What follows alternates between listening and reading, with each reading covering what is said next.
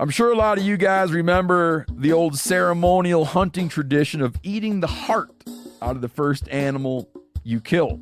Meat from those organs are among the most nutrient-rich foods on the planet.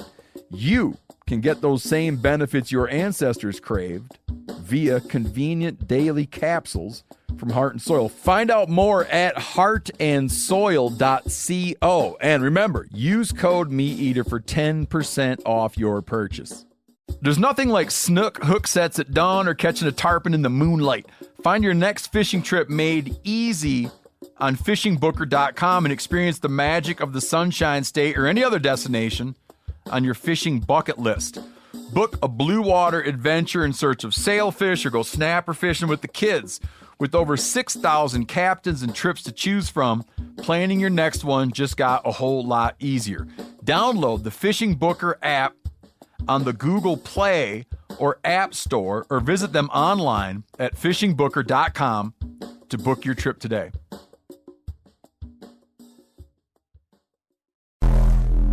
Welcome to the Wired to Hunt podcast, home of the modern whitetail hunter. And now, your host, Mark Kenyon. Welcome to the Wired to Hunt podcast. I'm your host, Mark Kenyon, and today on the show, I'm joined by Jarrod Erdody to discuss how he analyzes, breaks down, and solves the whitetail puzzle.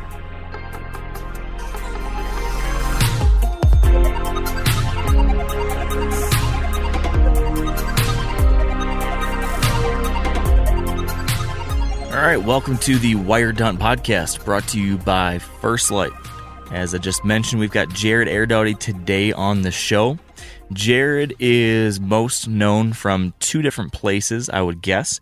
You maybe have seen him on the Whitetail Addictions TV show. That's the Lone Wolf show with Andre DeQuisto and that whole group of incredible deer hunters. Jarrod is part of that crew, and he is equally incredible at targeting big mature whitetail deer with his bow. He also was one of the founders and creators of the Blood Brothers and then now known as Nextbuk DVD series.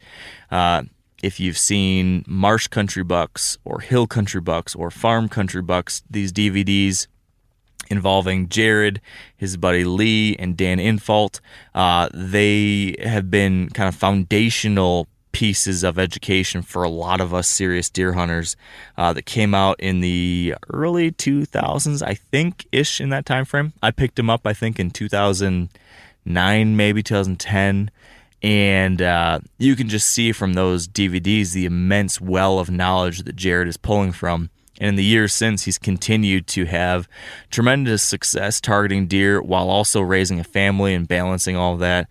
He's got a really great analytical approach to deer hunting.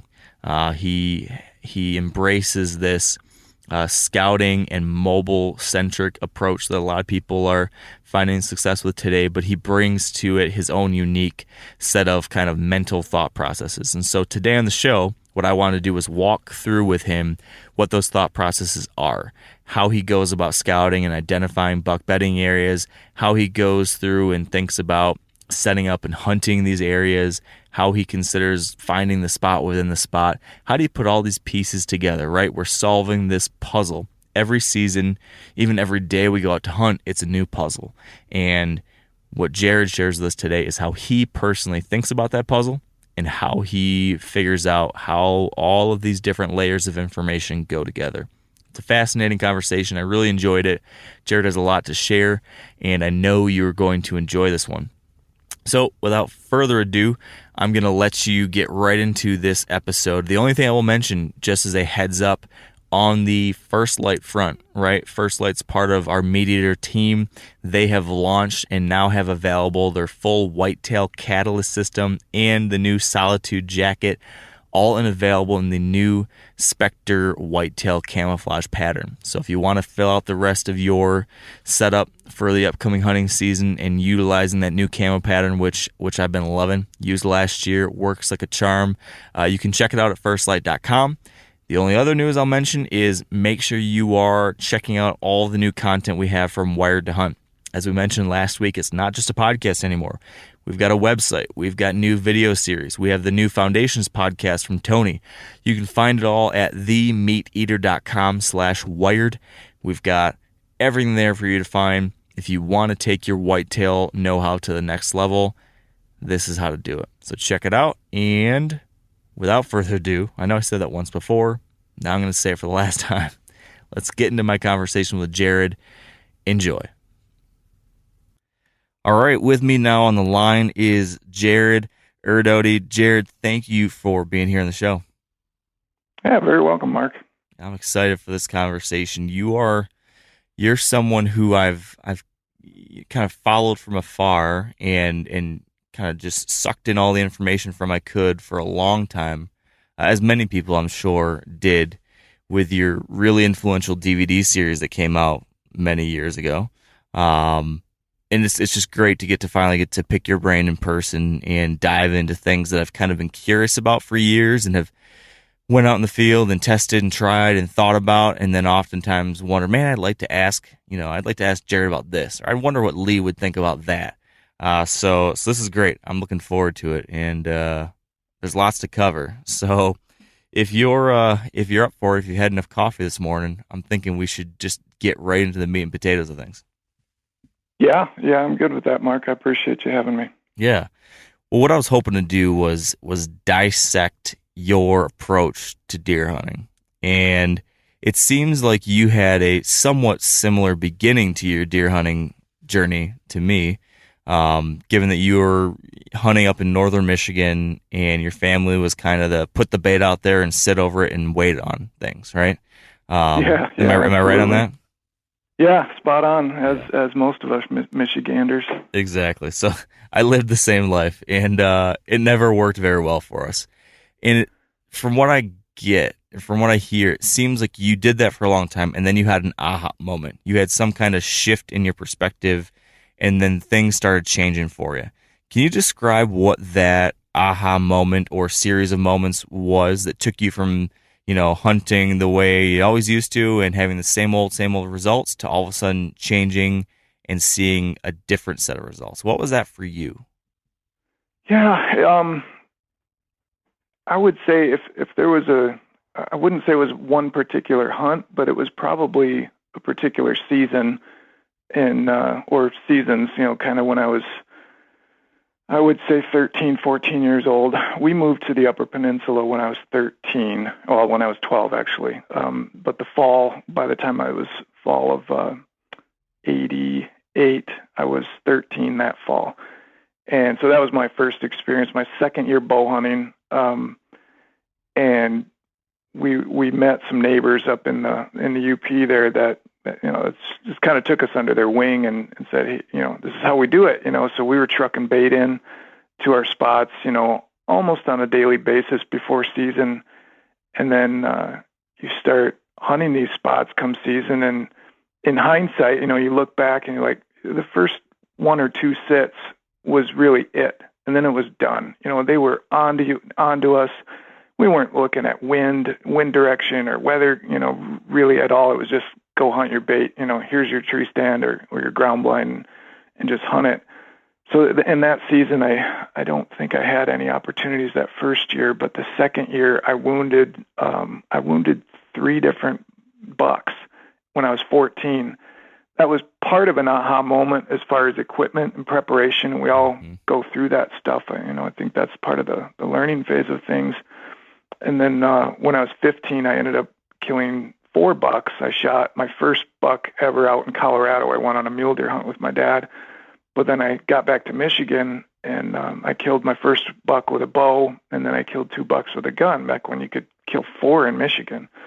But as those couple seasons were really where things transitioned from hunting over bait all the time and gradually seeing less and less and less to then kind of realizing that, okay, my first few chances are it, and then I blew them, and then starting to actually have some success and score. But then those spots didn't keep working out, things changed. And so part of what I was realizing is, and I think it was that my dad had a cedar stand, or he had a tree stand and a clump of cedars, and he baited it all the time.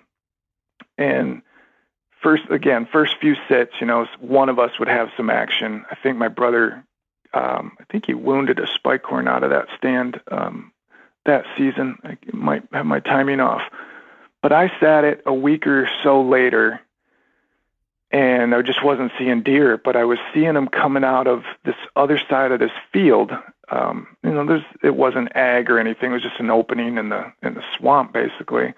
But I was watching them come out of this other side. And so, you know what? I'm sick of not seeing deer. I went for a walk, and I got over there and I found 2 or 3 fresh rubs and a runway. And I was like, well, I might as well try it, So, and I actually found an old ladder stand that, gosh, it probably hadn't been used in 20 years. So I kind of secured some things up, and I sat that. And the first evening I sat that, I had a small 9-pointer, which it was a 3-year-old buck, and the UP is, about as old as they get sometimes, you would think. But I had a 3-year-old buck. It was October 23rd, I believe. Walking, just kind of shadowing a doe that evening. She walked right past me, and then he walked by me at 15 yards, and that was my first buck. And it wasn't over bait. It was just a natural movement thing in the swamps up there, and I was hooked. I was like, get me away from these bait piles. And so that was kind of what it became, is just that realization of, number one, getting off of bait, but more so than the bait, because I do believe baiting can be very effective, and I've done it since then. But it's that realization of educating the deer and they being onto your presence and just avoiding you. And it's not that they leave the country or the county. It's not that they even go nocturnal in many cases. It's that they just know that, hey, there's hunters there, and I'm not going to go there. So the next couple of years in high school, I usually killed 3-year-old bucks or better just by doing that. And that was really cool. I mean, that independence, number one, of breaking away and just not hunting dad stands anymore, but picking my own spots, usually away from bait, and then and having more success. So once I got to Southern Michigan, I was playing college baseball, so we didn't have much time to hunt, but usually by the end of October we were done. We had one of our friends, or friends of the team, I should say, one of the boosters that had some land, and he let me and another teammate hunt there. I got down there and I thought I was in heaven. I mean, I was seeing like 1 or 2-year-old bucks every set. And I had never hunted out of a portable tree stand, and I didn't have one yet. I didn't own one. So we were sitting on the ground every night, and we were, they were approaching us from the wrong side, or we didn't have shooting lanes cut. It was just like willy-nilly. It was certainly mobile hunting, but not with the kind of equipment that would have made me much more effective back then. But really cool history to look back on those memories of stumbling my way through, figuring things out. And then I remember the first lock-on stand. I got a lock-on lem tree stand from DNR Sports Center in Kalamazoo. Yeah. And that was it. I was like, oh my gosh, I've got it made now. I can get up in a tree and, use these screw-in steps and stuff. And so I started having some more success. And then I met a guy when I was going to grad school at U of M. I met a guy that also kind of took me under his wing. I was door knocking all day on a Saturday, Sunday in the Ann Arbor area. And I met a good friend to this day that let me hunt with him. And he was the first one that put me onto lone wolf stands. And so I remember sitting in this stand one morning. He had a stand, and he's like, well, just use this one. And I was sitting in it that morning. It was frosty and cold, and I'm sitting there, I'm like, this stand isn't squeaking. I'm like, what's going on? I started trying to make it squeak. Like, I'll be darned. I mean, I got to talk to him about this. And that was, I think it was like 97 or 98. and he told me about them and how much they cost, because they were always been a lot more than the rest of them out there. But I'm like, oh my gosh, I'm in college, I can't get those yet. But then fast forward a couple of years, once I finished graduate school, my stepbrother had started a knife company, and I was helping him out with trade shows. He owns Rapid River Knife Works up in Rapid River, Michigan. And when I was at those shows, that was when I first met Andre and Dan Infalt. And with my background in art and design and photography and video, and my previous few years of hunting out of lone wolves and getting more mobile and having more success, and always being a fan of videos and watching, probably yourself, Dan Fitzgerald and all the video guys that, the Real True Monster Buck series, and watching every hunting video I could. Like, nobody's talking about how to kill these bucks, in a pressured situation or on a non-outfitted basis. They're just all about plugging their products or the outfitter that they're with. And at those shows was when I started talking to those guys about, what if we made a video that taught people how to do it? And that was kind of the birth of things. So. Yeah, and that's a great segue, because those videos, as I think I mentioned at the top, really were foundational for a lot of people. I mean, a lot of people that are today super successful in the whitetail woods can point back to those as being a great start for them. I mean, it helped me a ton and a bunch of my hunting buddies. I know probably 12, 13 years ago maybe is when I picked them up, and all my friends were, oh yeah, you got to watch this. And I did, and it helped just click things together. And if anyone hasn't watched those videos, they should. But what I'm really curious about, I want to go through a bunch of the things that you did discuss in there, but at a high level, I'm wondering, has your general approach, well, maybe let me take one step back. You kind of talked us through where you came from as far as how you started hunting and how that evolved, and you kind of fell into the idea that being mobile helps, et cetera, et cetera. But now, can you tell me, if you were in a elevator and you had 30 seconds before you got to the 5th floor that you're going to get off, and there's one other person in that elevator with you, and you need to explain, like, this is my hunting philosophy. This is the key to my hunting success in 30 seconds that generalizes your approach to targeting mature whitetail bucks. How would you sum that up quickly as like the Jarrod Erdody approach today? Yeah, it's probably going to sound like others you've talked to. But if I had 30 seconds, I would tell them, figure out where a buck beds, where the buck you want to kill is bedding, and don't let him know you're hunting him. And that's really what it comes down to. When I started learning where deer were living and learning how to figure out if you had one around, obviously trail cameras have helped that immensely, but if you have one around that's worth hunting, figuring out where he's living, where he's spending his time, then the general observation that don't let them know you're hunting them, that kind of sums it up for me. It comes to, like Andre coined the phrase virgin sits, you got to have that element of surprise. But that's really what it's about to me too. You just can't overhunt stuff to the point where they're educated. There are several times now where guys think I don't ever hunt the same spot twice in a season, and that's not true.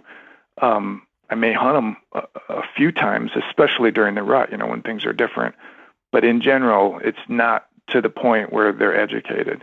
We can keep things fresh by moving around. Yeah. Well, let's start the first part of that then, the whole aspect of bedding, knowing where they live.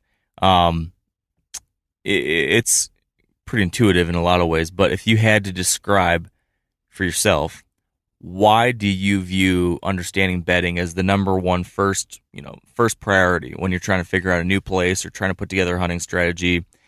In your thoughts, why is that so important? Why is that the crux to everything else? Well, the main reason is because that's what deer do 90% of their day is they bed. They're in their bed. A mature buck. I'm not going to talk about does or young bucks, but that mature buck is most of the time going to be bedded.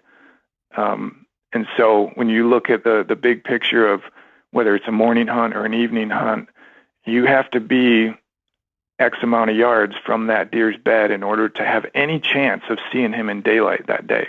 And in some states, that might be a few hundred yards or more. In other states and areas, it may be 50 or 100 yards.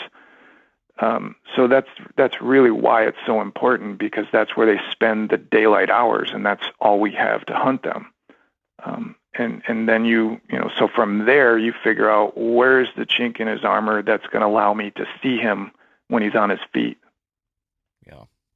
Let's talk about then how you identify those spots. You guys did a great job covering this in the DVDs in the past. I'm curious. I want to walk through each of the different major terrain types and how you think about identifying those bedding areas.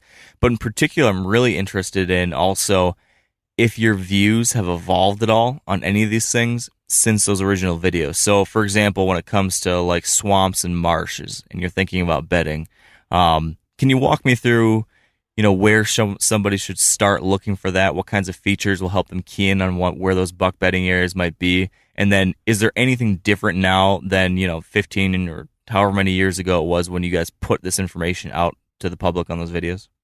Yeah, the cool thing about it, and this was a big reason I saw a value in making those videos, is because I think it's timeless information. I mean, unless the terrain changes and the topography changes, I really don't see a big difference or a shift in how they bed now versus 20 years ago if things are the same. Obviously, foliage and trees and brush will grow and change, and the canopy and those kind of things can change. Pressure can change what they're doing. But all else being equal, I don't see a big difference in what they're doing, especially with hill country and thermals. They still will bed to those advantages, where they want to look to where they can't see and smell what's behind them and smell thermals coming up in the general sense, bedding on lee sides of hills. I mean, to this day, I still use that for success, hunting elk out west, hunting mule deer out west. Last year I killed an elk and a mule deer, and it was largely because of those concepts in those videos.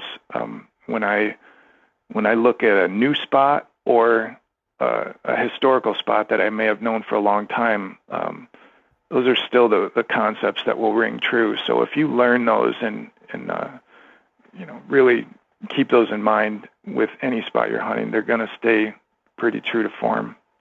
Yeah. So let's dig a little more detail then into that hill country example you described. You mentioned a bunch of things there, kind of rapid fire, lee side of the hill, catching wind over their back. But can you maybe paint the picture in a little bit more detail of exactly the type of spots you're going to key in on and why you think those bucks prefer those places? Yeah, I mean, it's all about a deer having an advantage, the best advantage he can to survive, and it's not just humans, but it's against predators. And Andre and I talked about this many, many years ago, but humans are a small percentage of the threats that a buck or any deer has out in the wild. So when you, trying to think of a better analogy offhand, but it's like anything, the dominant animal is going to get the best spot, right? And the best spots seem to be, where those mature bucks are bedding. It typically is in those types of scenarios. So if it's hill country, they want to have the wind to their advantage, a visual to their advantage. And so what we've seen, and this was in the early 2000s when I first started hunting the steeper stuff out west, along the Mississippi and stuff. I'd sit there in the bottom of the valley. I'd get winded. I don't know how many times it took me, but I'm watching these deer just regularly about a third of the way down from the top of the hill. And so over those years, as I started scouting more and walking those hills and just seeing, really observing what's going on, you've got a collision of air currents just over the edge. It's not necessarily a third. It's not always right over the top or halfway up or anything, but there's a collision of air currents when you have a prevailing wind coming over a ridge and you have thermals from the bottom coming up. And again, this is during the daytime, not, usually it's, depending on the temperature shift that day, it's an hour or two after daylight. But as those thermals come up and a prevailing wind comes over, we coined it this thermal tunnel or a mixing zone where those air currents collide. And that's really where those deer like to bed, because they've got the best of both worlds. They've got wind in their face coming up and a prevailing wind coming over the top. So they feel pretty invincible there. And it rings true to this day. I mean, if I go anywhere, almost anywhere, but in hill country where you've got systems of ridges and fingers and points going off of ridges, and you walk those ridges, that's typically where you're going to find your beds. And the best buck bedding is typically on points, given prevailing winds. So it's going to shift based on where prevailing wind is, but they're going to typically be on those points where they have that advantage to themselves. So, and it may or may not be with a tree to their back or a blow down to their back or something. Typically, they like to butt up to some cover behind them where they can see in front of them and not be approached from behind. But yeah, that's what we're observing. Yeah. So what about a scenario like this? I've encountered this myself where I've gone and been scouting that kind of area, looking for these places where you'd think bucks would bed.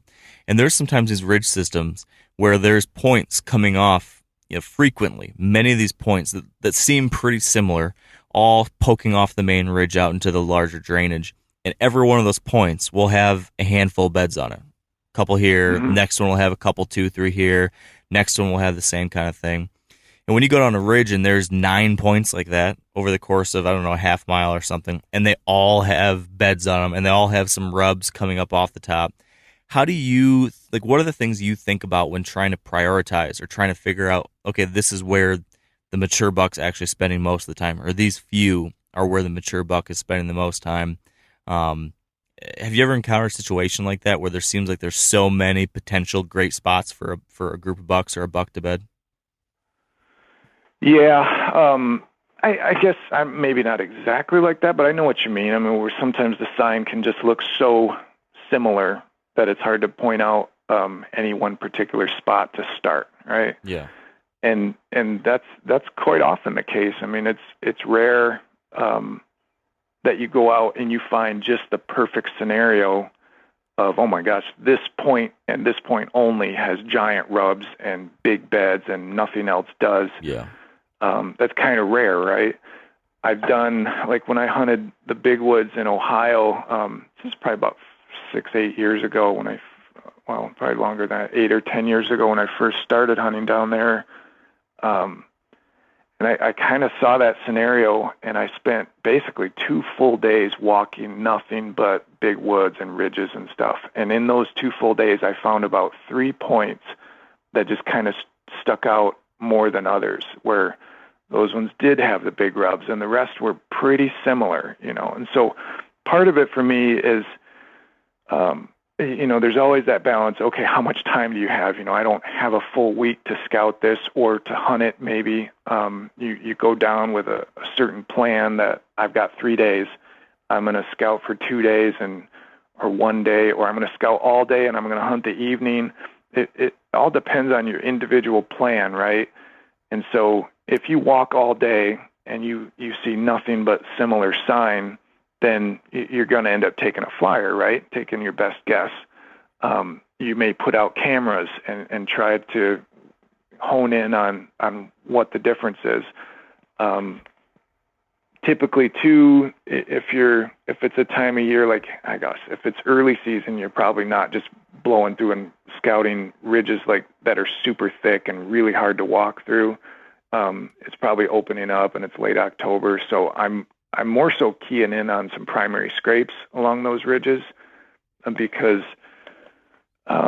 especially Ohio or Wisconsin, they're a little more apt than Michigan to be on their feet, but, primary scrapes on ridges tend to be something that will pop up. If you walk enough, you're going to find areas that, okay, this is where the bucks in the area are moving towards, even though the points may look similar. Then that tends to be your focus.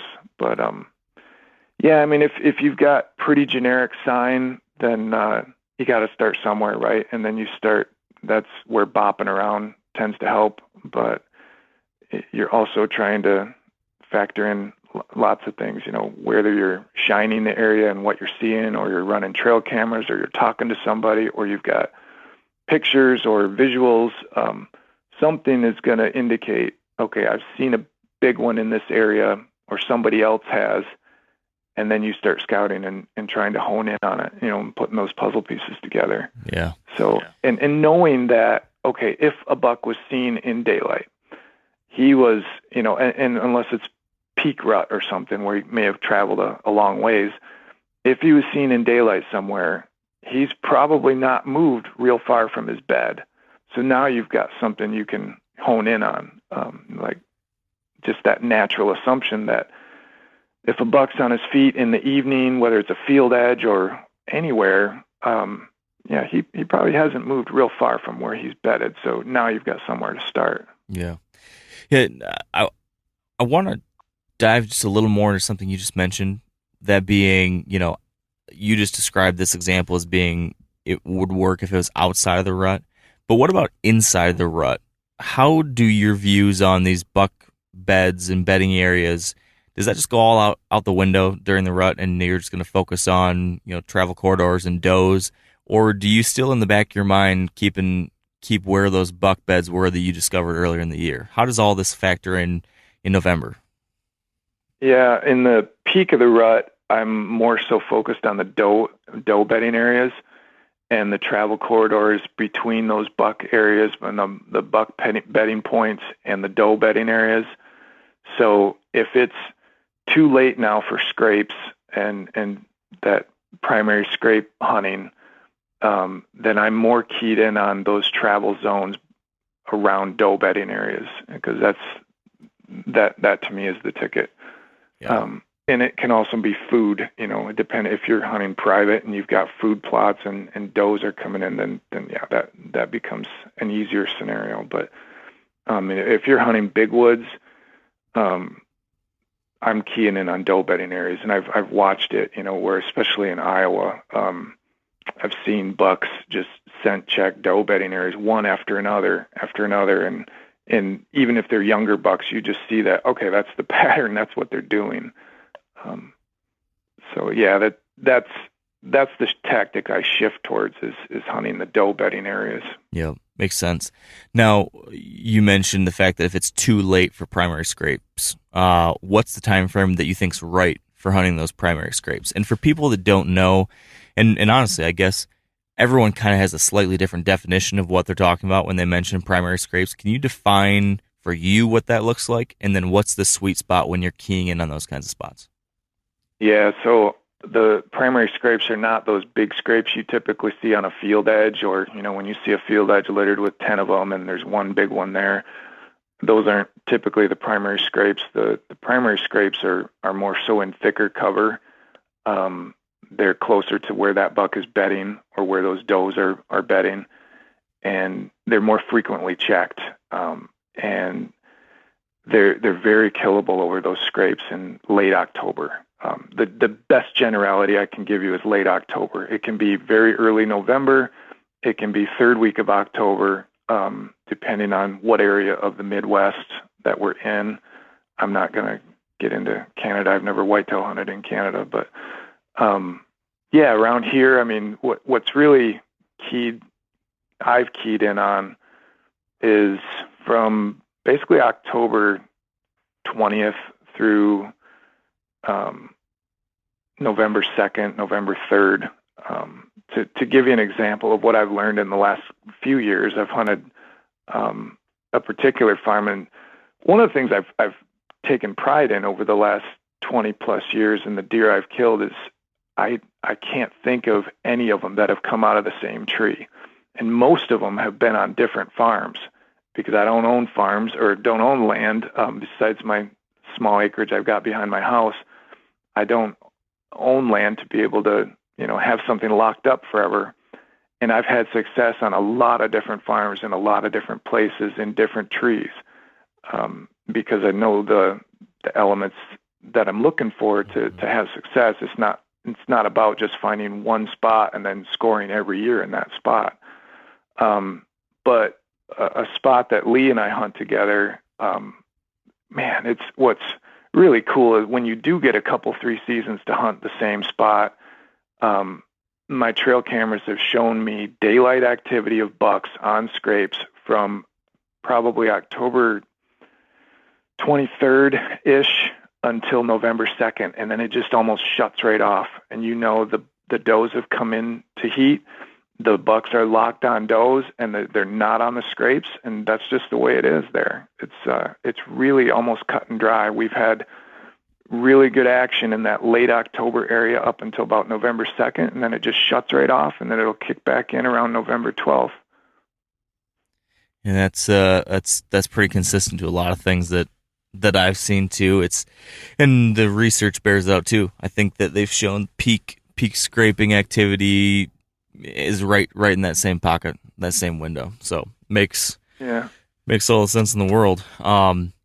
Something that just a random analogy that popped in my mind as we were talking a second ago, when you mentioned how you have to take this scouting information and then layer it with something like a trail camera picture over a scrape or a sighting or whatever other information you have. You can't just rely on that scouted point and knowing that. It's kind of like layering pieces of Swiss cheese. Like you've got that first layer of Swiss cheese that tells you, okay, I scouted this area and I saw 6 different points that all could have a buck bedding on them. That's one layer, but there's still holes in it, right? And then you need to take another slice of Swiss cheese, and maybe that's your trail camera information, or maybe that's glassing from a field edge and seeing where these deer are popping out. And that's going to give you another level of information. You layer that on top, and that covers some of the holes. But maybe you still have a couple more. So then you've got to take another slice, and maybe this is historical information. You've hunted it 2 years prior, so you've been able to observe some things over the years. You take that, and if you stack enough layers like that, all of a sudden you cover all the holes, and you've got stuff figured out. But you can't depend on any one single piece of information. Or you narrow it down to the one hole that's still showing, and that's True. it. And I think of it as putting a puzzle together, and you getting more and more pieces. And the Swiss cheese is a good one too. I mean, that's a good picture people can think in their head of the data that you're gathering and how you're honing in on what's ultimately going to give you success. Because we only have to do it once. You only have to be right once. True. It's sometimes easier said than done, but you're right. Yeah. If you get those pieces together, it's a pretty nice thing. Now, what about this set of scenarios we're talking about? Trying to understand bedding, trying to understand how these bucks are gonna, relate to terrain. But let's shift the area from a hill country scenario to a marshy, swampy kind of situation. Can you walk me through the habitat types and features and behaviors you're seeing in that kind of scenario? Yeah, so the best analogy I can give you relates more to rivers and in a swamp scenario along rivers that I'm more familiar with. Because when I don't hunt as many swamps anymore in Wisconsin, but around me, the typical scenarios are relating to rivers and river activity, and it's swampy cattails, marsh, and stuff on public areas. What you generally see, and I outline this in my farm country video as well, is they bed relating to the rivers and the air currents that flow along those river systems. So you have a prevailing wind, of course, but you also have your onshore, offshore breezes, I'll describe them as, where the cooling of the air or just that settling of the air currents changes, with air temperature and just in relation to the topography. But what we typically see are them bedding on oxbows or some sort of hump or point that goes out along the river, and that's what I like to target. So, I've seen this in Iowa, but it's the same in Michigan too. If you scout river systems, typically your thickest cover is right up along those rivers, and you get cut banks too, where those deer are less approachable from the river, so they'll bed on those humps or those oxbows, and they're not as approachable there. You've got to go through a bunch of cover to get back into the oxbow, or if you're on the river, you may have a high bank that they'd have to approach, or they can see you.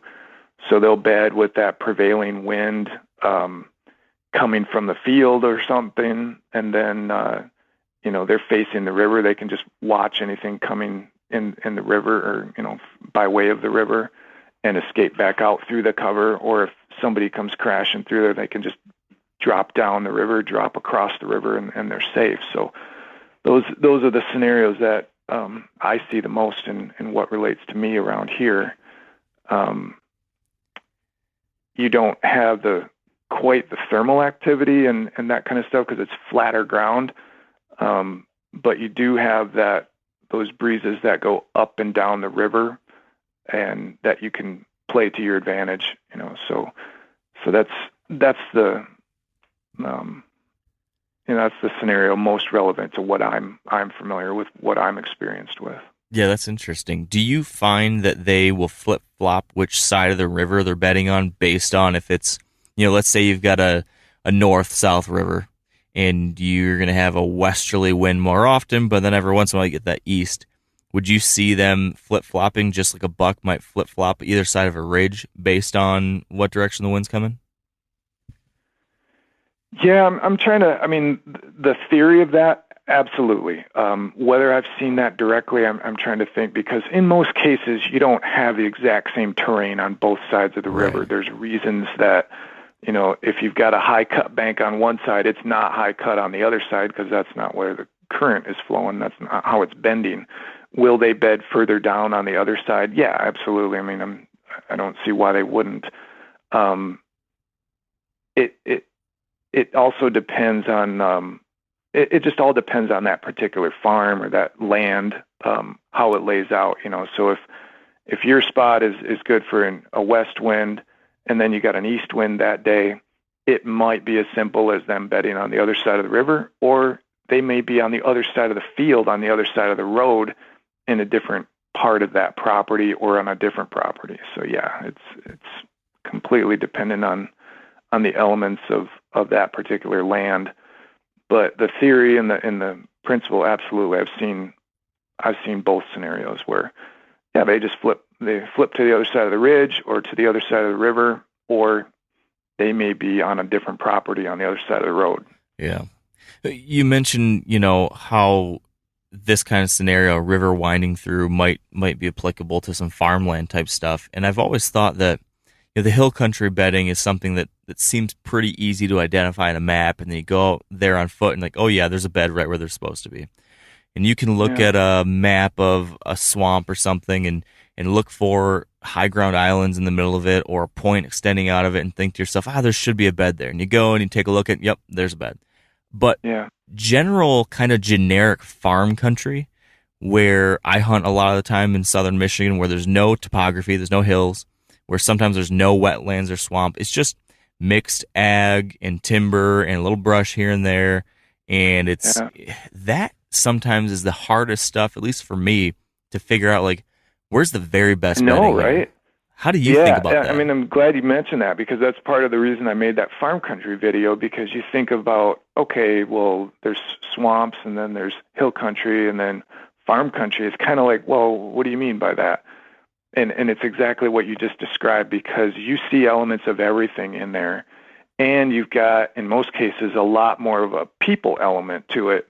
So, and that's why I described, that's kind of why I did them in that order as well, because you've got flatter ground, let's just say flatter ground bedding habits or swampland versus hill country. But then farmland kind of incorporates a lot of things. And so you kind of need to be experienced in all those elements in order to recognize what's going on in farmland. So it really just takes paying attention. You know, the deer will tell you where they're bedding if you just pay attention to where you're seeing them and where the sign is at and where your friends are seeing them or where the landowner's seeing them, and not being closed-minded. You know, so I made a specific point in that farm country video to talk about bedding near the barns and near the people, because in so many cases, in so many stories I've heard of bucks that lay down right behind the barn or right by, you know, the farm equipment or whatever. They will bed wherever they need to stay safe. And in a lot of cases, it's where they can keep an eye on the people. So the mistake I see a lot of hunters make is that assumption that they're just in the thickest cover, furthest away from people. And I usually see it's the opposite. I mean, it's usually where they can keep tabs on people. So they're, especially in urban settings, but even in the more remote farmland, they still tend to like to bed near the people so that they can keep an eye on them. And then when, you know, they get a little too close, then they go bounding back into the cover where they're safer.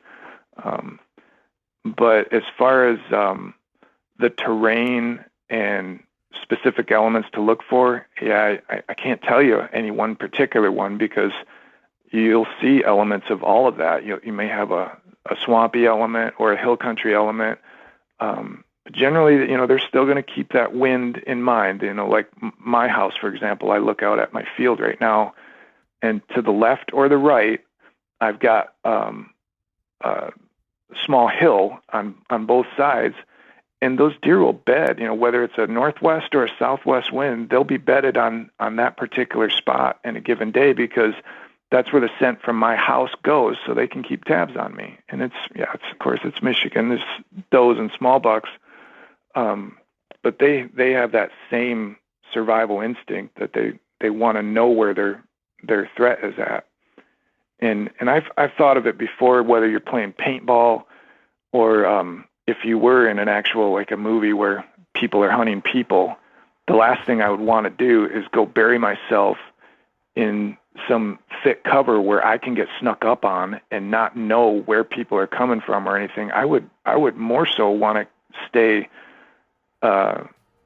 in sight of my threat, you know, keep tabs on where they're at so I can keep moving around them. Yeah. So that's the way I try to approach it.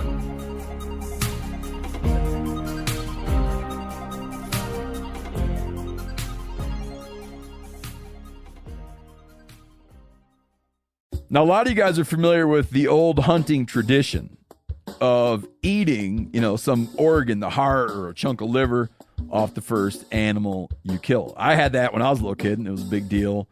Organ meats were always prized by frontier people who knew the importance of getting a lot of different minerals and nutrients. And as often is the case, those guys were onto something, because organs are among the most nutrient-rich foods on the planet. And you can get the same benefits your ancestors craved via convenient daily capsules from Heart and Soil, made exclusively from regeneratively raised, grass-fed, and finished cattle. Heart and Soil's unique freeze-drying process means all those important nutrients are trapped in, ensuring you experience every one of the benefits of nature's superfood in a clean, convenient, taste-free capsule. Find out more at heartandsoil.co, and make sure to use code MeatEater for 10% off your purchase. That's heartandsoil.co. Use the code MeatEater. You ever get that feeling you're stuck inside staring at screens and a primal urge kicks in? You crave wide open spaces, fresh air, the chance to connect with the land. Well, maybe it's time to find your own piece of the wild, but searching for property can be a maze. That's where land.com comes in. They got millions of listings across the country, from mountain ranches to hidden fishing holes. Their search tools are like a seasoned guide helping you narrow down what you want. Land.com isn't just about buying and selling. It's about finding a place to hunt, fish, explore, or simply sit by a campfire and listen to the crickets. So head over to land.com today to turn one day into today, because trust me, there's nothing quite like the feeling of standing on your own piece of earth. Are there any personal examples where you found something like that and figured out how to kill that buck that was set up to know what you were doing? Like he thought he was ahead of the game and was setting up a spot where he could keep tabs on people, but you figured that out. Do you have any example kind of like that you could kind of illustrate for us, or know of someone who did that? I just imagine a lot of people are in situations like that probably and don't realize it or don't know how to deal with that. And it's something that probably would be helpful to address. Yeah, I got to think here.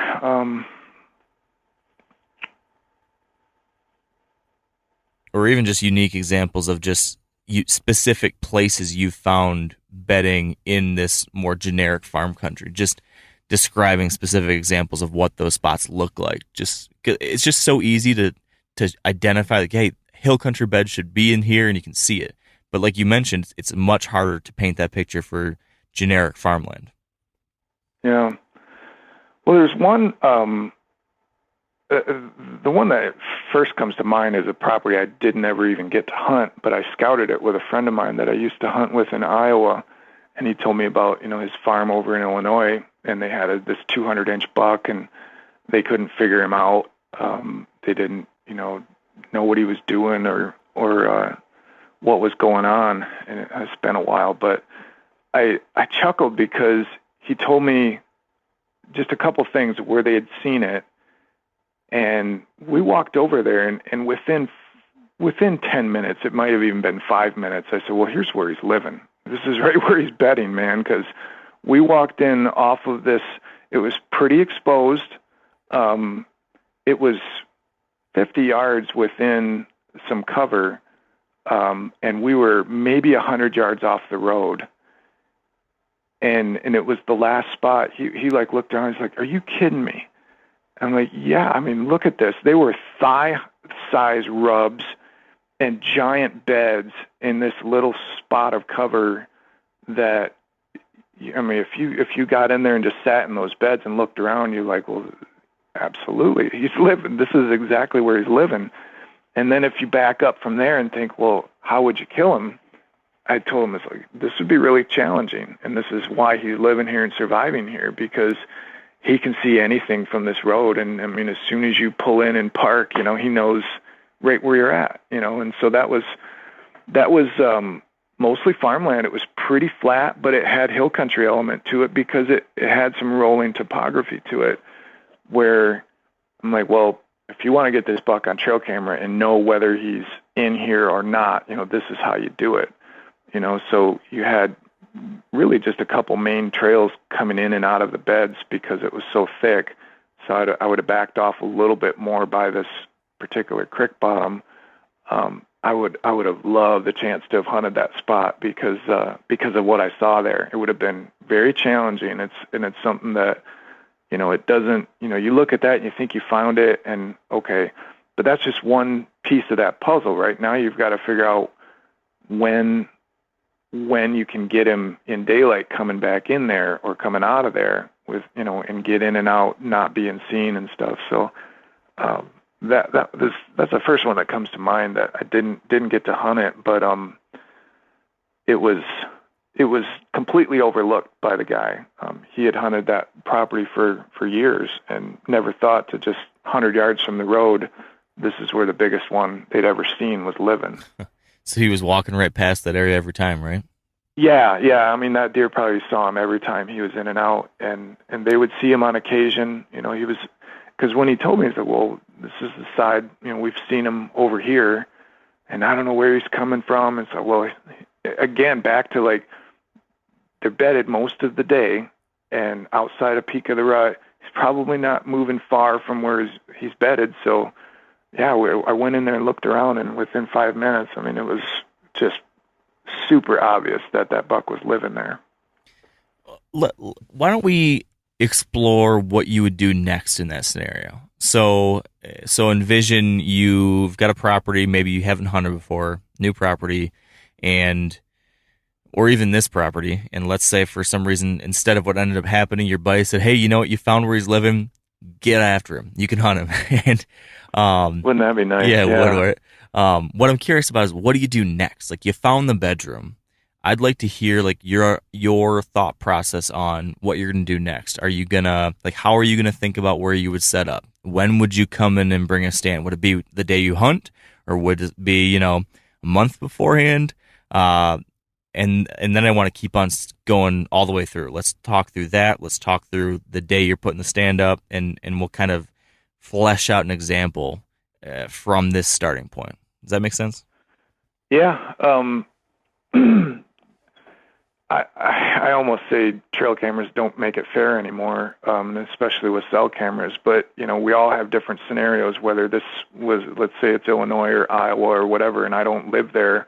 It's a different scenario of how I'd approach it versus if I lived there. So if I lived there, I would I'd start observing. I would literally, whether it's from my truck with a spotting scope half mile down the road, or if I had to climb a tree across the field, I would figure out a way to start observing that spot without intruding on it. So that would be step one if I'm living there locally. If I'm not, I'm starting to pepper perimeters with trail cameras, and I'm probably doing that anyways if I do live there. But it's all about, again, not educating them, not letting them know you're hunting them. So you're sitting back and observing and seeing if you can get eyes on them. And crops will play a big factor, obviously. So if that field is beans that year, or whether it's corn that year, you've got to figure out what he's doing. He may be at a farm 2 miles over in the beans all summer and then come back, or he might not even be on the farm that year because of the crop rotation. So that's all stuff you have to start learning and figuring out. And you can learn that in as quick as a conversation with somebody that can tell you that, because, they have a history of knowing, or it's observations or trail cameras that tell you that. But that's the kind of stuff you need to start figuring out, is, okay, he's living there, but is he living there all the time? Or is he living there every other year, or on certain winds, or on certain crop rotations? So those are the thoughts in my head. And if I'm, let's say, this perfect scenario exists of this buck is living there all summer, and it's beans, and you watch him doing a certain thing, and then, whether it's September 15th or October 1st or whenever the opener comes in, then, yeah, it might be, again, the perfect scenario of go in and hang a stand based on a chink in his armor, and he's coming right out here, and I can slip in here along this creek bed or something.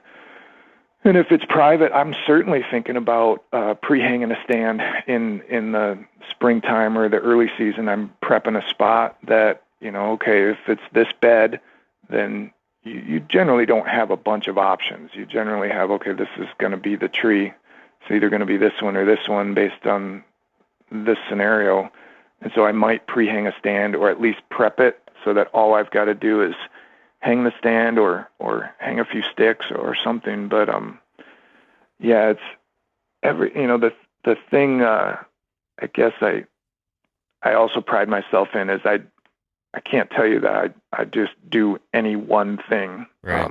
I always look at the elements in the given scenario, because it's like the thing I know a lot for whatever reason. I've met a lot of professional fishermen in my life, and I'm friends with a lot of guys that fish professional walleye circuits and stuff. And I always chuckle, because at the end of a tournament, they're interviewing the winner, and he says, "Oh yeah, it was pink. You know, we were trolling pink in 15 foot of water off of this. You know, and wham, wham, wham. You know, and if you just told everybody else to do that, you know, then they could have slammed them too. But they knew they were able to figure it out quicker or sooner or better than anyone else on that particular weekend, that was the thing that worked. And it wasn't because they didn't know how to jig crawlers or troll crawlers or fish swim baits or whatever. They know all the techniques. They just have an open enough mind to take in the given conditions and then apply what they think is going to work at that time. And that's the way I approach hunting, is whether I need to pre-hang a spot in the spring or have a stand on my back and hunt something right at the minute. I just try to keep an open enough mind to what I know, that, you know, the deer being so different everywhere, that you just have to be willing to observe what's going on and then be able to take advantage of it, be willing and able, and have the knowledge of knowing when to take advantage of it. Yeah. That's that kind of example you laid out there speaks to something that I'm constantly internally debating, which is, you know, in this walleye example, the fact that he was able to figure out that specific combination, you know, more quickly than anybody else. But that probably took some trial and error. Like, he had to try something, realize that wasn't correct, adjust, try something, adjust. In the deer world, we put together an idea of what we think's happening based on all the different factors. And then we throw a dart at the wall. We think this is the tree, this is the behavior we think he's going to do, and we're going to try this. But then you hunt it and it doesn't pan out.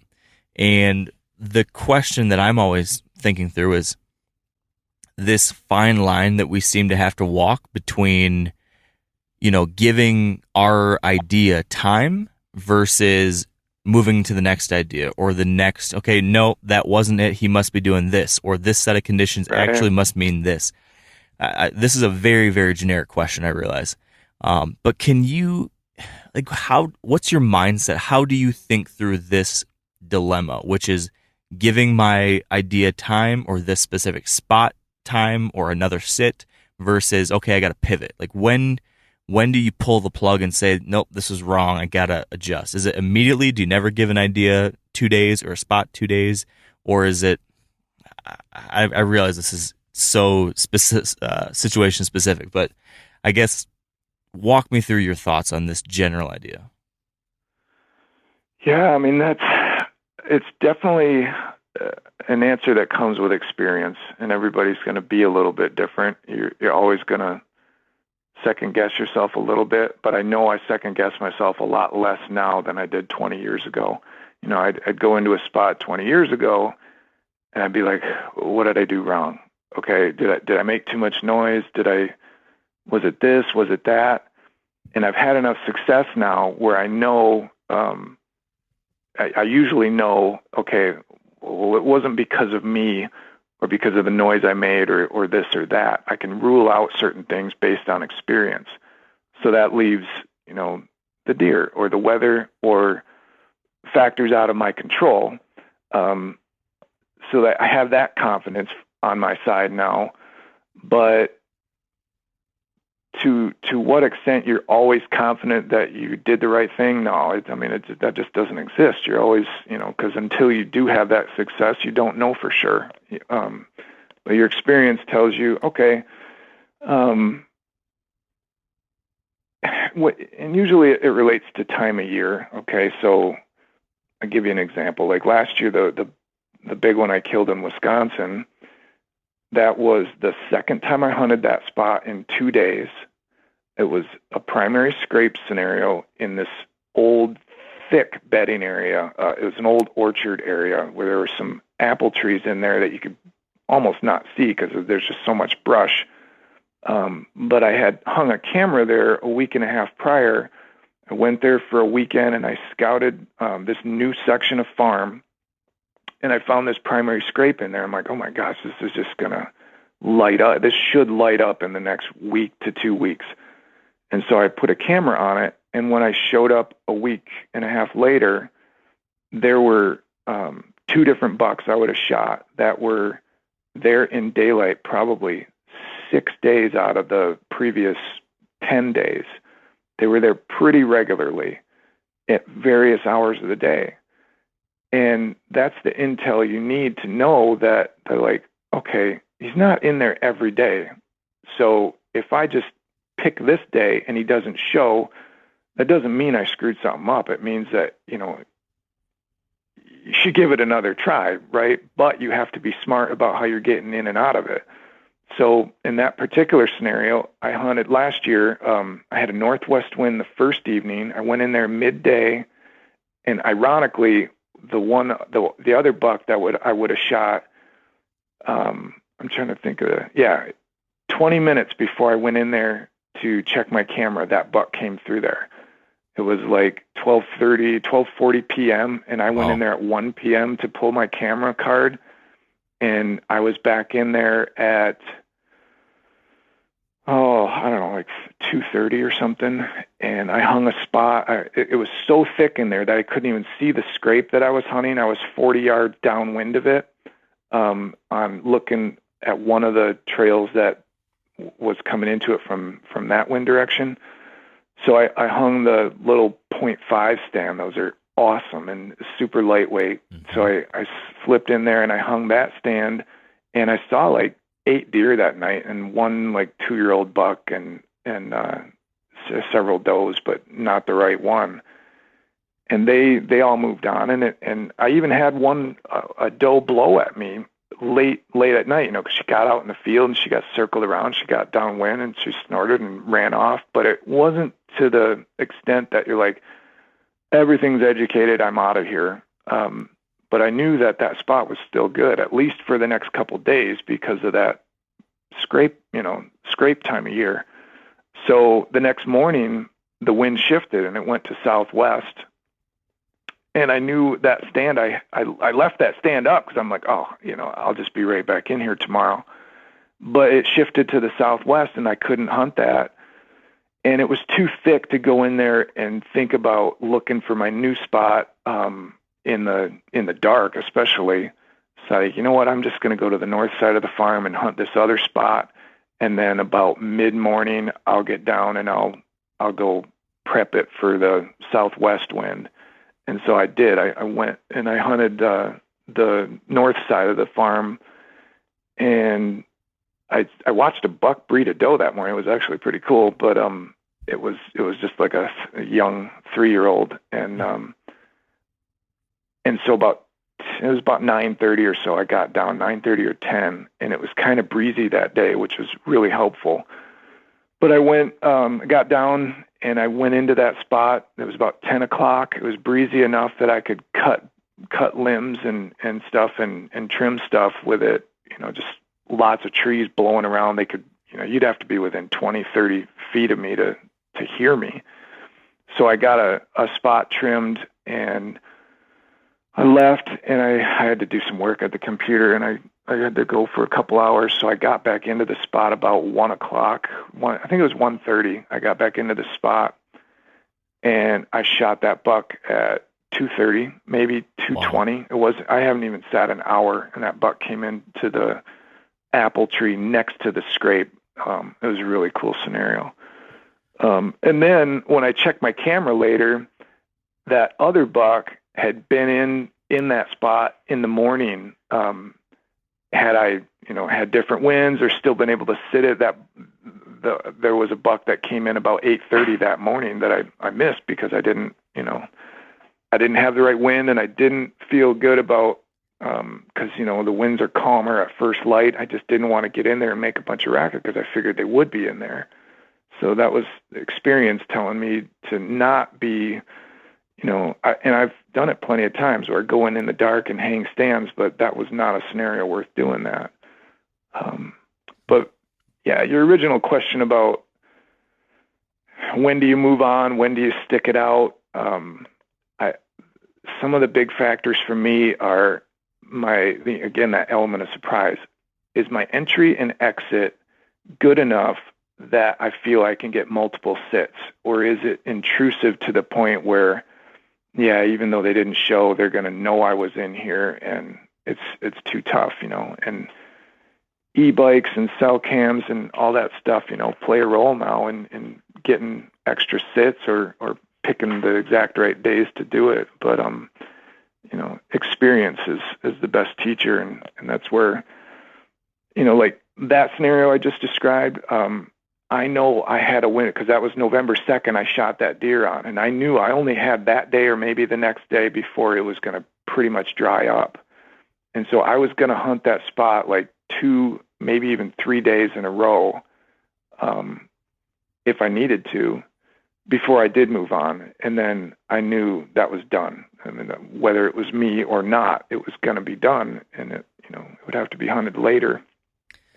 What about making adjustments based off observations? This is another one where a lot of folks I talk to are kind of split. There's some people that will see a buck and they're going to move immediately. An hour later, they'll yank down their tree stand and move to where that buck moved through, or the next day or whatever. And there's some people who will say, well, I want to see a buck do something twice before I think it's a trend, and I'll move on it. And of course, there's also, what time of year is it? Is this October 1st or November 15th? What's your take on that? When will you move immediately? When will you not move? What's your thought process there? Yeah, no, a good question. Because both of those answers can be right. And it is those factors again. So you're sitting in that tree for hours and hours, and you got nothing to do but think, right? So I'm an analytical thinker, and I'm always trying to figure out, okay, if I see a deer, why did he do that? What was it? And I set up in a spot based on hopefully an educated guess of what they're going to do. And if I see something happen, it's either usually confirming it or not that I was right. And so there's a scenario where, okay, I think they're bedded here, and yet the first deer I see is down here, and I'm like, oh shit, I was wrong. They're bedded over there, and that's, I knew it was one of the two, and it's over here. Now I know where to move to, right? Or that, well, there's multiple deer in the area, and I know there's probably going to be deer over here as well. So you don't react, extreme, just by one sighting. But if there's so one where I might jump on is if I see a hot doe and she's, passed through a certain spot or, gone back and forth along, a spot of cover a couple, 3 times. And I've seen 2 smaller bucks do the same exact thing in a on her trail.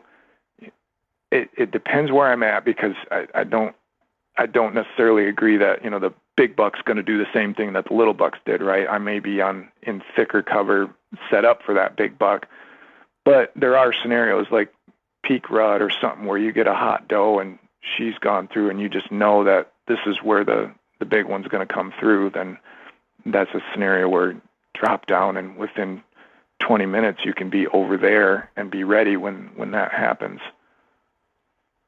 Okay, that makes sense. Now, the next step in playing this example out now is you yank your stand down, and now you're going to go and move it to a new spot.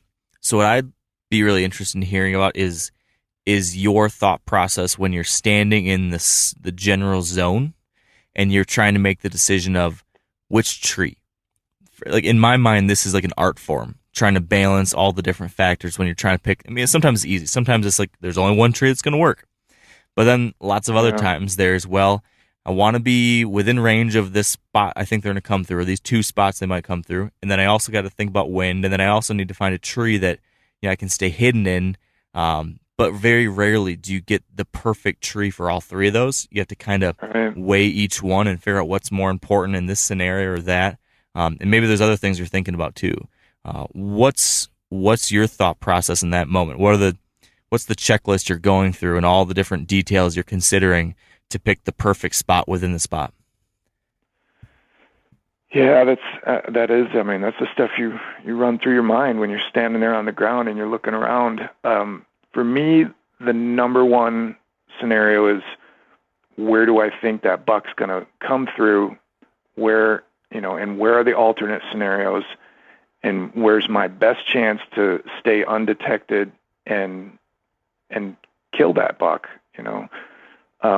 The tree really doesn't factor into me until the very end, because I almost try to eliminate all the trees and try not to look at the trees until I've decided, okay, where do I need to be? And once you decide where you need to be, then you find the nearest tree that works, and then you start looking at the trees. So that's my thought process. I really don't try to look at the trees at all until I figure out, okay, well, here's the trail, this is the other trail, this is what the wind is doing. So if I had any choice in the world of where to put a tree, where would it be? And then I base my decision on that. Because, and this goes back to equipment now. I mean, whether it's the .5 or guys that are saddle hunters or sticks or whatever you're using, my setup lets me get into basically almost any tree I want to, or I go back to the truck and pick my other setup that does let me, but I try to make sure my equipment isn't a limiting factor and that I can get into about any setup. Some of them may require more trimming than others, and so that's a factor. And I'm like, well, gosh, man, I could get here, but it's quiet today, and I know that the deer are bedded close, and I really can't cut the crap out of stuff, so that can become a factor. But yeah, I mean, it's usually the last factor. I'm figuring, where do I have to be, and then I decide, how to make it happen. So, it could be I wounded this one. This was one of the few. I pride myself in not wounding them, but about 15 years ago, I wounded a big one. I was in a tree. It was like a 6-inch popple tree on the tip of a point but I had observed these deer going through the end of this point the previous evening, and there was a big one in that area. And I sat there, it was like 15 degrees that night, and I sat there in this tree, not moving a muscle for like 2.5 hours, just, totally sticking out. But I knew it was probably going to be last light when it happened anyway, so I had a better chance. But I caught a deflection on a limb when I did get a shot, and it didn't work out that time. But I try to not let, I hunt the deer, not the tree. That's what I say, just don't be hunting trees when you're out in the woods, hunt the deer and the sign, and then figure out where you need to be. Andre had said something to me like, man, this is like 20 years ago, about his example was, you look at a deer, if you're lucky enough to watch a mature buck on his feet for any amount of time, think about how many trees that deer walks by that you could have killed him from, right? And if you had just known, right, if you had an hourglass or a crystal ball, and you could say, well, this buck's going to come out here and walk along here and go back over here, there's a ton of trees you could kill him from. But we don't have that crystal ball. And so to me, it's a little bit less about the perfect tree, but it's about the, what gives you your best chance, to have that scenario work out, where, okay, here's the wind that's good for me, that's good for the deer, this is where I need to be. And then, it might mean that I'm in a skinnier tree than I want to be, or I'm on the back side of it in a saddle, or I'm in a climber 30 feet up, or I'm just in my sticks and lightweight stand, and this is usually the case, So it sounds like you're always going to prioritize the location, the best location, over the best cover, right? Yeah, not necessarily always, because I guess the exception to that too is how much time you have, how intrusive that spot is, or how aggressive it is. If you're like, I got to get this done, and if I go in here, it's a one and done situation. I've stunk it all up, and this is it. Versus a more conservative approach, and you're like, I might get a shot here, or I might just be observing tonight. but I'm not very intrusive, so I'm going to see what's going on. So you got those scenarios too. Okay. What about that situation? And you dropped a couple examples in there, but maybe you can expand on this. In this scenario where, you've got the perfect location, but it's a crap tree. It's a 6-inch poplar or whatever with almost no branches or something like that. What are the things you do to make that work still for you?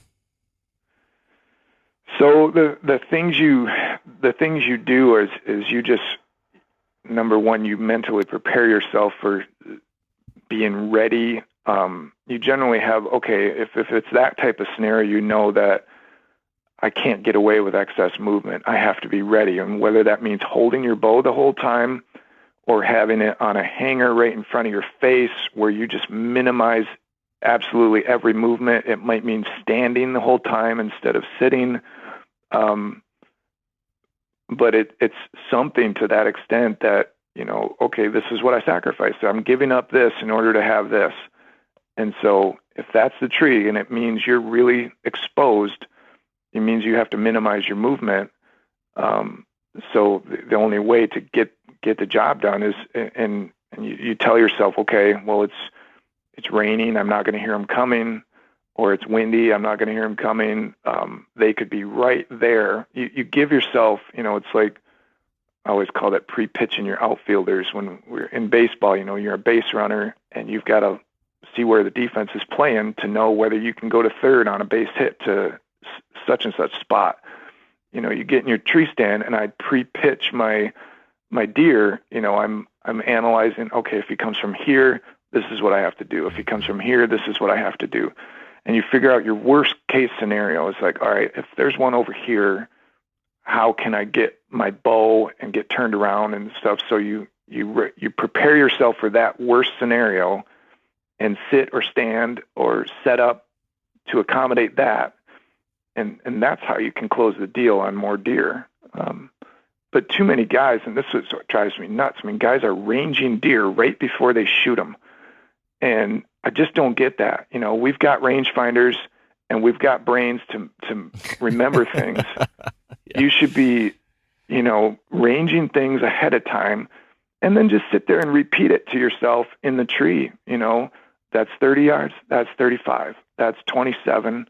Normally I have 3 or 4 yardages that I keep repeating to myself. Okay, I know that one's 41. I know that one's 30. I know that's 22. And that's all you need to know, because if you can't do the math in between those, then you're struggling. So that's the kind of stuff that you mentally prepare yourself for and that you do while you're in a tree to help you close the deal. Yeah, that's a great point. Another part of this whole scenario of picking the spot and finding the tree and getting set up, all that kind of stuff, is, of course, factoring wind. You mentioned that as being one of the first things you need to think about. But I also know that you think about wind not in the obvious way all the time, which is just making sure that deer won't smell me, but also thinking about how deer will use the wind and then trying to find an off-wind angle or somewhere where you both kind of feel like you're in an advantageous position. And this concept is something that a lot of great deer hunters talk about. It's also a concept that I think a lot of new to average hunters have a hard time putting into action. It's one thing to hear it. It's a harder thing to figure out how to pull it off. And I've even had struggles sometimes with it in like high deer density areas where, you might be able to play it on the buck, but if there's 20 does that are going to come through from every different direction in the world and they start spooking, your night's done too. Yeah, exactly. So I'm just kind of curious if you can speak to how you think about finding those situations, and maybe there's an example you can share to kind of illustrate how to take this idea that makes a lot of sense, but it's often a lot harder to execute on. Yeah, I mean, to me, it's just getting over that initial hump of learning what the heck people mean when they say play the wind. And there was bad information given for years about that, because playing the wind does not just mean walking into the wind. It might mean that, but it doesn't just mean that. It means, you know, hunting to the point where the deer don't detect you, you know, before you shoot them, right? So, and using the wind to that advantage. And so you've got to not just think about what wind is good for you, but what wind is good for the deer, because if the wind is bad for the deer, they're not going to do what you want them to. And if you can think through a scenario as if you're not there, okay, if this buck is bedded where I think he is, what is he probably going to do based on this wind? Okay, and then where could I be sitting that he would still do that and not detect me? You know, and so when you, especially in, you know, nowadays with Onyx and the aerial stuff we've got access to, you can just literally scrub your finger or draw lines and figure it out pretty quickly. But the problem a lot of guys have is they say, well, okay, I've got a west wind tonight. That means I can hunt over here and they won't smell me. Okay, but will they be there in a west wind? Yeah. And if the answer is yes, then you're good. But if it's not, then you got to rethink your strategy. So for me, it becomes pretty obvious, you know, when you say, okay, well, especially in hill country, for example, all right, let's say we've got a northwest running ridge, and you've got a north-south running ridge, I should say, and let's say you got a west wind. So people say, well, I'm going to hunt my east side of the property because that's going to be downwind. Well, what happens when the deer, you know, they're bedded on the east side of that slope because, you know, they got a west wind that day, and what happens when they want to head west, you know, into the wind out to the farm field or the food plot or whatever? It does you no good to be east of them. So that's where you look at terrain and natural differences with thermals and cover and obstacles like blowdowns and stuff. And your scouting will show you that. It's like, okay, how can I still sit, you know, on west of that deer with the west wind without being able, you know, him to be able to detect me? So it's obvious. Well, yeah, you know, you're not going to sit directly upwind of him where he's bedded, maybe north or south of him, right? Well, now your scouting is you're asking yourself, okay, well, what's going to make him go north a little bit or south a little bit? Sometimes it's a little bit of a shift in the contour of the land, you know, where that ridge turns just a little bit before it goes out to the field. And sometimes it's a blowdown or a thicket or something that they walk on the edge of that gives you that little bit of advantage. And so those are the things you're looking for. So like an example of that would be, I shot a big 8-point down in Ohio in late January a couple of years ago. It was January of 2018 I shot it.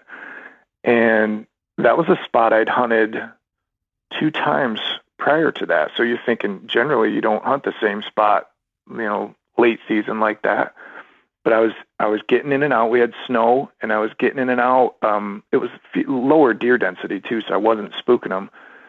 But I went in and scouted in the snow, and I'm like, oh my gosh, these deer are coming right up this ridge, out of this valley. And I had a west-southwest wind that night.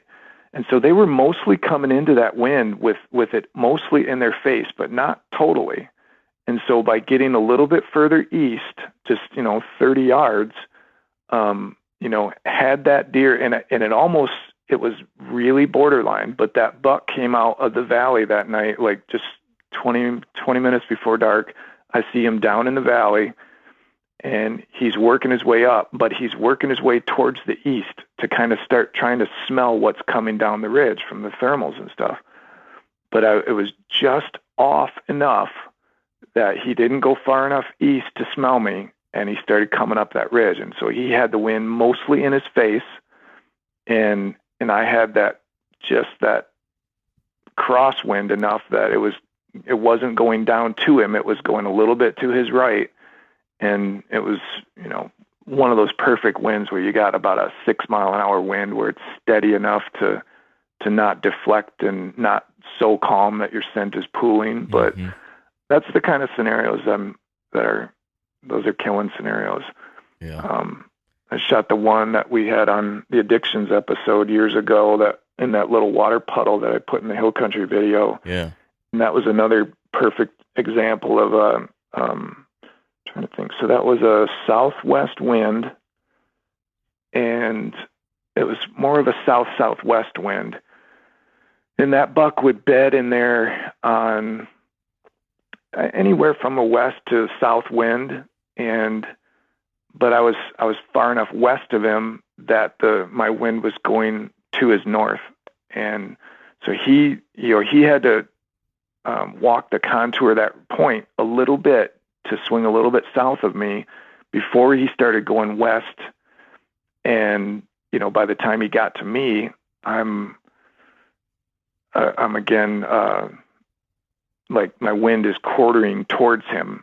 Where if he'd have kept coming and walked past that water hole, he'd have winded me. So those are the scenarios you look at too, as well. Okay, he's eventually going to cross my wind, but I need to be able to kill him before he does that. And that's what you're looking for too. So, and some, they don't always smell you, or they don't always bolt. Typically they will, if they get any kind of whiff. But do you ever? Sorry, I was going to ask. Do you ever get more conservative than what you're describing when you're in a high deer density area? I'm just thinking about like some of the southern Michigan places that I'm assuming you hunt are kind of similar to mine, where there's so many deer. Sometimes I find myself debating, do I do what you're describing and play that buck perfectly, or do I think about the risk of the fact that there's so many damn does that are going to be coming through here that there's no way I'll get away with it, but if I back off another 20 yards or something, I won't be perfectly on that buck, but at least I won't have 14 does that wind me over the next 2 hours, and then if that buck absolutely. comes through, you do, okay. Yeah, absolutely, especially if it's my home area, where I know I have more sits. So again, it's like those 100 different criteria that you run through your mind all come into play in making that final decision of where I'm going to sit and how many times I'm going to sit there and when I'm going to sit there. So yeah, I mean, that's certainly a factor. I give you an example is that great big 7-point I killed a couple years ago. I sat a more conservative spot on that farm because Lee already had a stand hung there. We already had a spot prepped and hung, and it was further off of the corner of the field than you would typically sit if you were going to be aggressive. But it allows us to get in and out of there a lot easier. And especially, and this was third week in November, getting to be into the third week in November. So the foliage is down, and you can't just be up on a ridge point, cutting and set things up and being super noisy in that scenario, given where I figured they were bedding. And so I sat off of it in that stand. And yeah, I mean, those are ones where you're hoping to see something. You're hoping that, because they don't always just come out to the corner of the field and then just turn around and leave. They're probably going to come out and walk somewhere. So, and it's the rut. That was more of a later back part of the rut. But yeah, he came out there after a couple does came out into that field, and then he came out about 10 minutes later, and he headed right over to where the does went, but then the doe ended up coming right over in front of me at last light, and then he followed her, and so that worked out, and that's why you do that, because I had another day. I didn't have to throw all my chips in right then. So yeah, it's always a factor like that, and usually I save my most aggressive moves for when I really either I'm on a time crunch and like, well, I got one day left, why not? Or I've got things figured out. I know, okay, well, I saw him do this. He went in here this morning and he bedded, and this is what the wind's doing. He's gonna be coming out of there, one of these two places or something. Those are scenarios where you get aggressive and make a move. Yeah, yeah. I love how deep you can get with this stuff and this chess match. Yeah. I geek out over it so hard. Yeah, I tend to too. It's the analytical side of me and the tech side of me that just loves to study the different scenarios. Some guys are a lot more primitive in their thoughts and reactions to the way they pursue it, and they do well. And I like studying it. It's like I said, it's that chess game or that puzzle you're trying to put together. Yeah, it's a lot of fun. Well, I feel like there's a million things more we could get into, but I don't want to take your entire day, so we should probably wrap it up. One last kind of question / thought. I know that you've spent a lot of time over recent years, balancing your own hunting time with a family and taking your son out hunting and also still trying to spend some time yourself. It's something that I'm starting to deal with. I've got a 3-year-old and a 1-year-old, so that's constantly more and more on my mind. I'm just kind of curious what your advice might be for folks there's many other folks in similar situations to this, with children, with families, trying to balance our obsession with whitetails and all this while also trying to meet all of our other obligations. Any thoughts on how you've been able to manage that and or how you've been able to become more efficient with your hunting to still reach your goals, have a good time, but have time for everything else too? Yeah, it's a good question, Mark. I'm glad you bring that up because, first of all, I would say make sure you prioritize your family. They're the most important thing in your life. They should be, and without them, you have nothing. You can have all the deer heads on the wall in the world, and I just think you have nothing if you don't have your loved ones around you and a family that loves you and supports you, and so that needs to be priority one. I mean, I don't think that's a long rabbit hole to get down, but people lose friendships and marriages over deer, and it's just not worth it. Yeah. So I really think people need to prioritize their family. For me, the good scenario I attribute success to is there's a learning curve to doing this stuff, and you need that experience.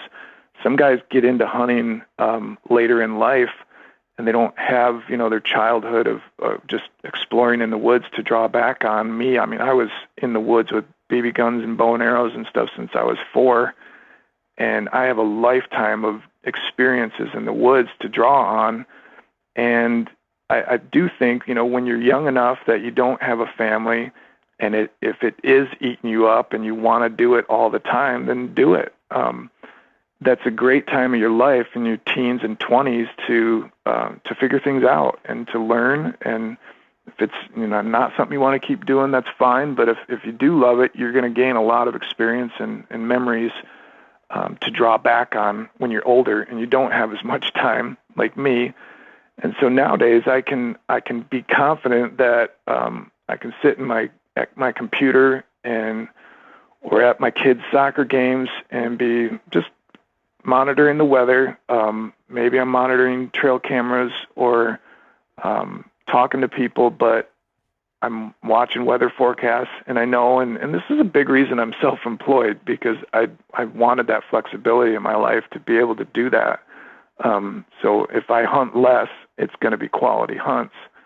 But you can be doing other things and still have that in the back of your mind. Because, my wife will tell you, I always have deer on my phone. I'm doing something related to deer and figuring out what my next move is. And so I think last year I never picked up a bow in Michigan. I just took my son out if I took anybody out.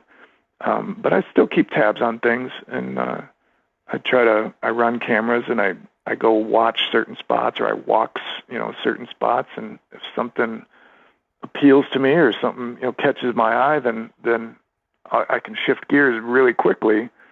But my mode these days tends to be saving my hunting time for my kids locally, and then I save some my quality hunts myself in Wisconsin or somewhere else.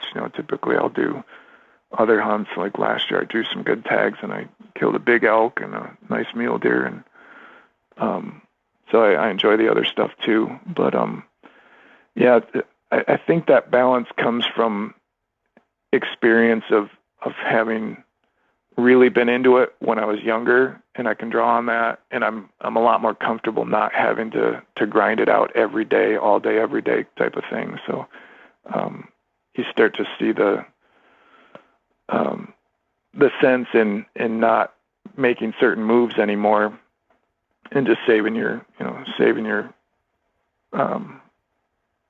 the quality time for when we really need it to happen. Yeah. That makes a lot of sense, Jarrod. And this has been great. I've really enjoyed it. I knew I would, and you haven't let me down. I appreciate that. For people that want more of this kind of insight, do you want to tell folks where they can watch your Whitetail Addictions episodes or buy your DVDs, anything else like that?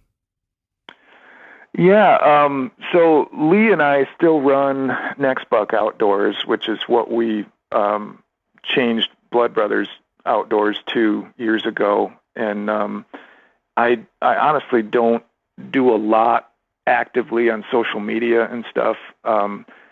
There's just not time in my life to do a lot of that. I don't really have plans imminently of making other videos, other than I'll still contribute to the addiction stuff that I like to be a part of with Andre and them.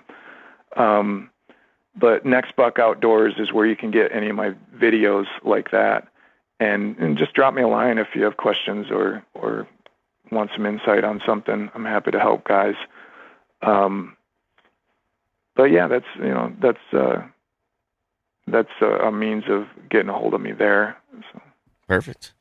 All right. Well, I highly recommend those videos. Have been super helpful to me and many other people. So for anyone listening, if you haven't picked up those DVDs yet, you should. Even if it means you need to buy a DVD player, because a lot of people don't have those anymore. I know, right? Yeah. Buy a $30 DVD player. Convert them to online only, and I just haven't had time. But I bet if you ever had the time, Jarrod, those things, a virtual pass to those would sell like hotcakes. They really would. Yeah, maybe so. We'll have to come back on and plug that if I convert those then. Yep. If you ever do, let me know. I'd happily spread the word. Cool. All right, Jarrod. Well, thank you. This has been a lot of fun, and hope we can do it again. Yeah. Thanks, Mark. All right, and that's it. Thank you for listening. I'll plug once again the new Wired Hunt website, where you can find all our new podcasts, all the new articles from our team, and our new video series. Go to themeateater.com/wired. Check it out there. Lots to read, lots to watch, lots to listen to. Deer season's going to be here before you know it. So make sure you're prepping those stands, shooting that bow, learning everything you can, and getting ready, because opening day is just around the corner. So thank you, and stay wired to hunt.